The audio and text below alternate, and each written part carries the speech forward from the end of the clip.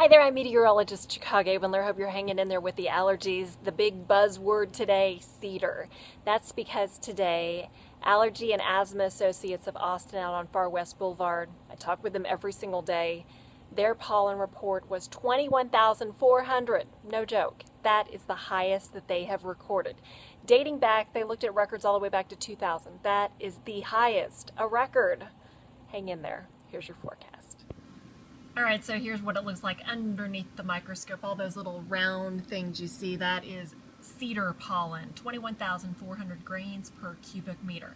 Let's put this in perspective. Extreme cedar, the all-time record set today, almost 3,000 higher than back on January 6, 2007 when it was 18,000 plus. January 6, 2011 it was 16,000 plus, and earlier this year we had 15,000 plus. So here we go.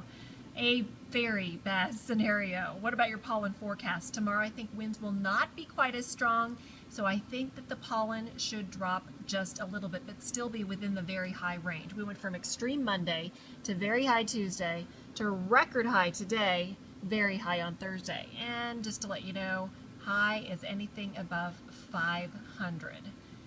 When will we see relief? Well, here's a little bit of good news. Cedar season usually peaks in mid-January, which is right where we are.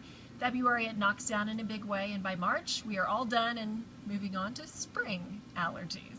What about your forecast? We've got a couple of fronts still on the way. Unfortunately, none of them will bring any of that rain, which would cleanse the atmosphere and put down the pollen for a while.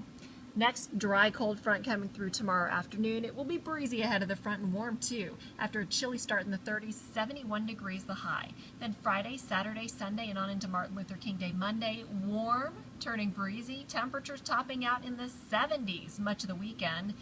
Then another dry cold front coming in. Tuesday, we're windy behind the front, which probably means spiking pollen levels. 65 degrees on Tuesday looks like one of the coolest days. The other would be on Friday with a high of 64. So that's it. I wish I could be tracking rain for your allergies. Instead, it looks like dry weather. And as I look far out in some of the computer models, maybe a few hundredths of an inch of rain possible, but once we get toward around January 27th, 28th, but no really big rain at this point through the end of the month. Thanks for watching this edition of Chicks Chats. Take care.